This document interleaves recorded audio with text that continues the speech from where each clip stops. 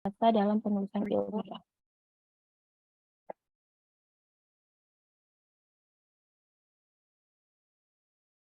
Pengertian bahasa. Menurut KBBI, bahasa adalah sistem lambang bunyi yang arbitrer yang digunakan oleh anggota suatu masyarakat untuk bekerja sama, berinteraksi, dan mengidentifikasi diri. Bahasa adalah media komunikasi yang bersifat arbitrer yang digunakan dalam lingkungan masyarakat untuk menyampaikan perasaan dan pikiran. Fungsi dan peran bahasa ada 4, yaitu sebagai alat komunikasi, sebagai alat ekspresi diri, sebagai alat integrasi dan adaptasi sosial, dan terakhir ada sebagai alat kontrol sosial. Pengertian penulisan ilmiah. Karya ilmiah terdiri dari 2 kata, yaitu karya dan ilmiah. Karya menurut Kamus Besar Bahasa Indonesia adalah pekerjaan, hasil perbuatan, buatan, ciptaan, terutama hasil karangan. Sedangkan ilmiah adalah bersifat ilmu yang secara ilmu pengetahuan memenuhi syarat atau kaidah ilmu pengetahuan. Ilmiah diartikan sebagai hal yang berlandaskan kepada ilmu pengetahuan. Dalam membuat sesuatu yang bersifat ilmiah, seseorang harus memiliki landasan yang kuat atau dikenal dengan istilah teori. Karya ilmiah diperoleh oleh ilmuwan dari melalui pengamatan, peninjauan, wawancara, angket, penelitian dalam bidang tertentu yang disusun secara sistematis, bahasa yang baik, objektif, dan mudah dipahami serta dapat dipertanggungjawabkan. Seorang peneliti diwajibkan mempunyai dasar teori yang kuat. Landasan teori yang kuat akan membantu peneliti mempertahankan hasil penelitiannya. Untuk materi selanjutnya akan dilanjutkan oleh rekan saya, Sri Wulandari. Oke, selanjutnya adalah bahasa dalam penulisan ilmiah. Bahasa dalam penulisan ilmiah menjadi media untuk menuangkan pandangan, ide, dan juga gagasan dalam membuat karya tulis ilmiah. Bahasa dalam penulisan ilmiah harus menggunakan bahasa yang jelas dan akurat, sehingga tidak adanya kesalahpahaman dalam penafsirannya. Next.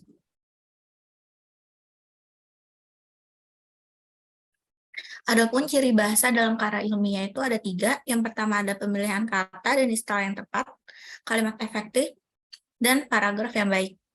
Penulisan karya ilmiah harus mengikuti kaidah-kaidah bahasa yang baku dan ketepatan dalam pemilihan bahasa. Contoh kalimat baku dalam penulisan sistem adalah sistem. Contoh ketepatan pemilihan kalimat, pengadakan penelitian seharusnya ditulis dengan meneliti saja. Kalimat efektif harus jelas sesuai kaidah, ringkas, dan enak dibaca. Ciri kalimat efektif meliputi kesatuan, kesejajaran bentuk kata, kefokusan pikiran, kehematan penggunaan unsur kalimat, kecermatan, kesantunan, dan kevariasian dalam kevariasian kata dan struktur. Dan perlu juga memperhatikan ketetapan diksi dan ejaan sesuai EYD. Yang ketiga adalah paragraf yang baik. Menurut Wibowo, paragraf yang baik memenuhi syarat kesatuan, kepaduan, dan kelengkapan. Paragraf harus terdiri dari satu gagasan pokok, memiliki hubungan yang kohesif dan koheren antara kalimat, serta memenuhi kebutuhan kalimat penjelas untuk mengantar kalimat utama. Next.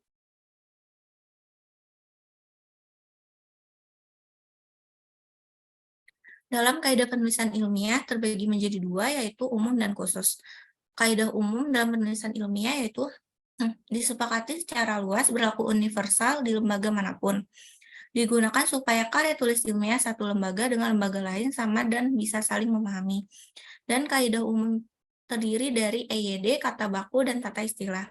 Sedangkan kaidah khusus dalam penulisan ilmiah digunakan di lingkungan atau komunitas tertentu, digunakan untuk mengakomodasi kepentingan yang bersifat lokal atau kelembagaan, misalnya berkaitan dengan karakteristik keilmuan, dan tata tulis artikel yang bersifat universal dalam konteks Indonesia, mengacu pada penggunaan ragam bahasa Indonesia yang baku. Next. Dalam kaidah kebahasaan ada 4, yaitu impersonal, reproduktif, gaya bahasa denotatif, dan bahasa yang tidak bertele-tele. Impersonal adalah kata ganti yang paling sering digunakan untuk penulisan karya ilmiah, Sifat kata ganti adalah umum, misal kata ganti aku sebagai penulis karya ilmiah maka dapat diganti menggunakan peneliti atau penulis. Reproduktif adalah penyampaian informasi yang disampaikan secara tegas, padat, dan singkat, serta mudah dipahami oleh pembaca. Tujuan utamanya adalah agar tidak bersifat ambigu atau memiliki dua atau lebih makna yang berbeda. Dalam menulis karya tulis ilmiah, penulisan menggunakan kata denotatif atau kata yang disampaikan secara eksplisit, jelas, dan gamblang. Tujuannya seperti yang disebutkan sebelumnya agar tidak terjadi ambigu. Yang ketiga adalah penulisan karya ilmiah ditulis secara lugas dan tegas, sehingga langsung ke poin yang akan ditunjukkan.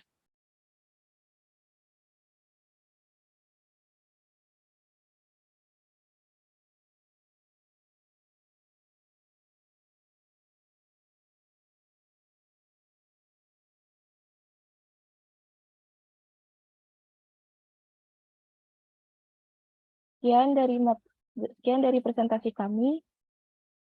Apakah ada yang ingin bertanya?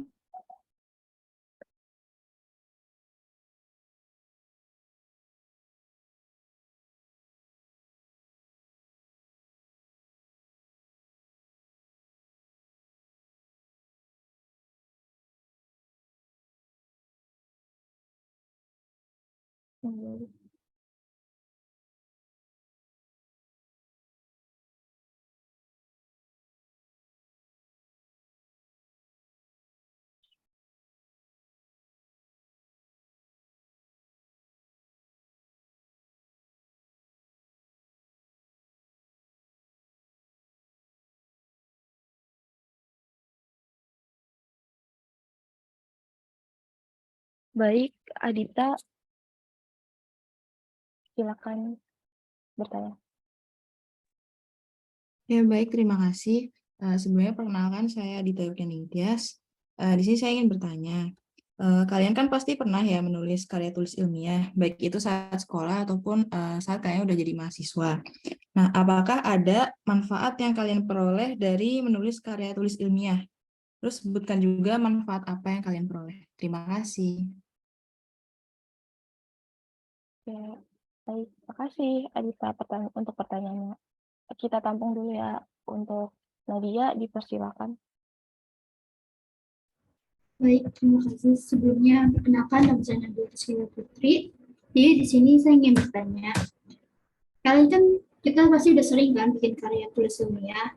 Nah, pertanyaan saya itu, menurut kalian, apa saja unsur-unsur penting yang harus ada dalam sebuah karya tulis ilmiah agar karya tulis ilmiah tersebut menjadi suatu karya tulis ilmiah yang berkualitas? Terima kasih. Oke, baik. Terima kasih Nadia. Untuk pertanyaannya kami tampung dulu. Mungkin kami diskusikan terlebih dahulu ya, teman-teman.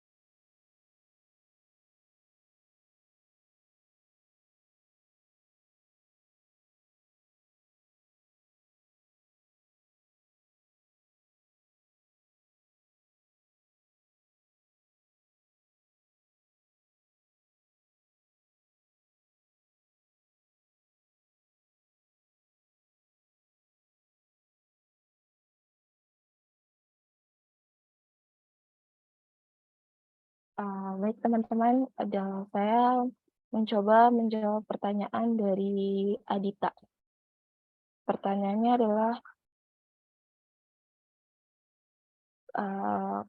apakah kami pernah menulis sebuah karya tulis ilmiah dan apa manfaatnya? Ya betul, kami pasti mungkin pernah ya untuk menulis sebuah karya tulis ilmiah, baik itu di sekolah ataupun perkuliahan saat ini. Kalau ditanya manfaatnya banyak sih. Mungkin salah satunya bisa meningkatkan keterampilan menulis, kemampuan penelitian, meningkatkan pengetahuan, meningkatkan kredibilitas, serta memberikan kontribusi dalam bidang tertentu. Apakah terjawab, Adita? Iya, sudah terjawab. Terima kasih jawabannya. Terima kasih kembali, Adita. Selanjutnya saya akan menjawab pertanyaan dari Nadia. Nadia nanya unsur-unsur penting yang harus ada dalam sebuah karya ilmiah. Kalau menurut saya unsur yang penting dalam penulisan karya ilmiah tuh adanya penulisan rumusan masalah yang jelas, metode penelitian harus relevan, terdapat bukti yang akurat, adanya kesimpulan dan referensi yang relevan. Apakah sudah menjawab, Nadia? Sudah, terima kasih. Oke, terima kasih, Nadia.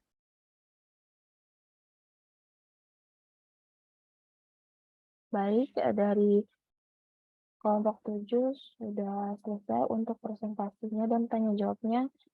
Mungkin untuk Pak Lukman ada tambahan sesuatu? Saya persilakan.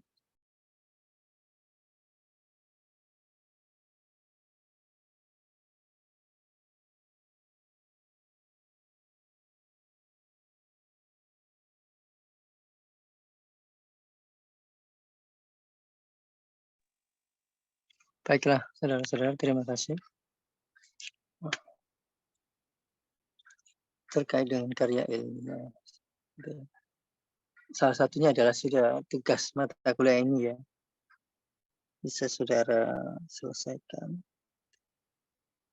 Ya. Atau mungkin di mata kuliah yang lain juga ada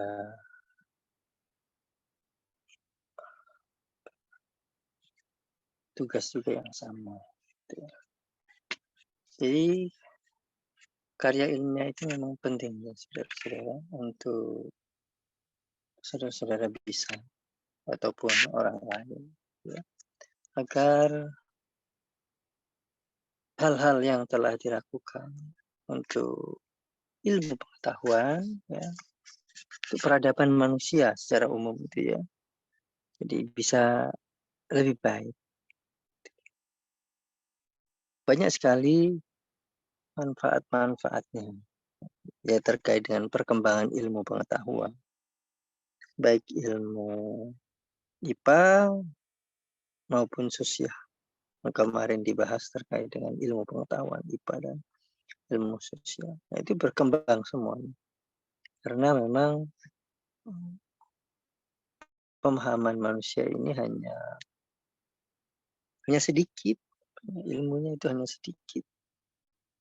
Dan belum sempurna yang sekarang ini. Ya sampai kapanpun juga belum ada yang sempurna. Ya. Sehingga dari generasi ke generasi perlulah adanya suatu inovasi-inovasi. Caranya bagaimana? Nah, caranya ya dengan riset. Nah, supaya orang lain tahu, yaitu dengan publikasi. Dengan artikel ilmiah atau karya-karya ilmiah. Seperti itu. Maaf, suara saya tadi terdengar sebab saya agak jauh dari perangkat. Kurang terdengar, Pak. Kalau sekarang terdengar? Sudah terdengar. Oh iya, tadi agak jauh. Oke, baik.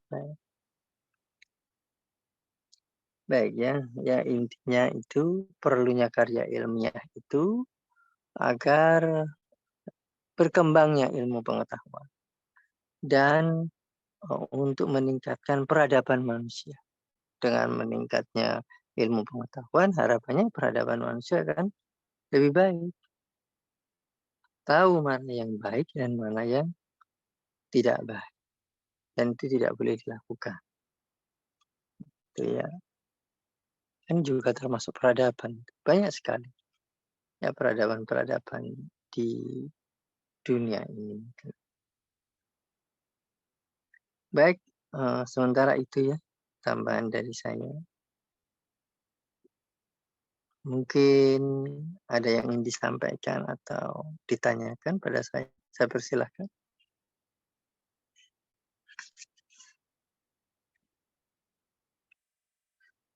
Baiklah, kalau memang tidak ada. Bagaimana moderator? PJ, saya tutup ya. Iya, Pak. Baik, saudara-saudara, terima kasih atas perhatiannya. Mari kita Maaf, tutup. Pak. Maaf, Pak. Ya, silakan. Saya Bintang Prabuana. Nah, izin bertanya, kalau misalnya kalau misalnya ya cara buat karya ilmiah itu kan harus membutuhkan penelitian ya, kayak seperti ngikutin lomba, seperti mengerjakan tugas karya ilmiah itu kan kalau mau penelitian ya syaratnya sih ya minimal tahu gitu. Kita kan semester 5 atau 6, nah itu kan ketemu tuh sama mata kuliah metodologi penelitian. Nah itu sedangkan kita dalam menulis karya ilmiah, kita belum tahu lebih dalam itu cara buat metodologi penelitiannya itu seperti apa, Pak. Begitu, Pak, pertanyaan dari saya. Maksudnya pertanyaannya bagaimana mengetahui metodologi penelitian? Iya, padahal kita belum tahu lebih dalam kan kita tentang metodologi penelitian, penelitian lebih dalam. Iya, paham ya. Oke, belum dapat mata kuliah tersebut begitu. Ketika di SMA mungkin ada pelajaran KIR ya, karya ilmiah remaja. Dulu saya ikut waktu saya SMA. Itu bisa di sana diajari metodologi penelitian atau membaca sendiri.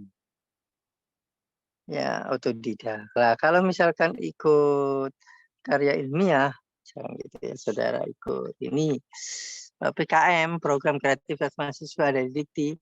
Nah, itu ada pembimbingnya. Gitu.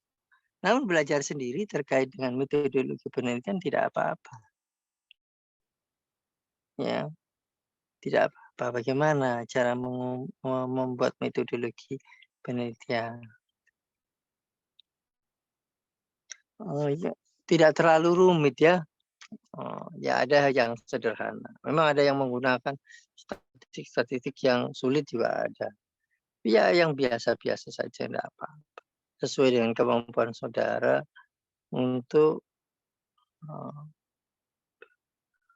membuat suatu desain, katakan begitu ya. Ya tidak terlalu atau tidak menyimpang dari metodologi penelitian ya sudah tidak apa-apa. Begitu, Mas Bintang. Baik, sudah cukup jelas penjelasannya. Terima kasih. Ya, sama-sama. Ya. Jadi jika saudara ikut karya ilmiah biasanya akan mendapatkan pembimbing. Coba nanti. Itu satu. Lalu tadi ya pertanyaannya itu ya. Jadi saudara bisa konsultasi ke beliau atau belajar sendiri. Bisa kok, mudah kok ya. Mudah metodologi penelitian kode kualitatif dan kuantitatif. Mudah sekali. Ya. Begitu ya saudara-saudara. Mari kita tutup forum ini dengan membaca alhamdulillah.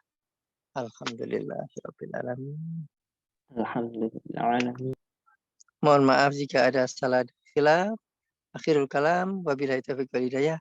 Assalamualaikum warahmatullahi wabarakatuh. Waalaikumsalam warahmatullahi Waalaikumsalam wabarakatuh. Terima kasih warahmatullahi banyak, Pak. Terima kasih atas banyak, ilmunya. Pak. Terima kasih, Pak. Ya, sama-sama.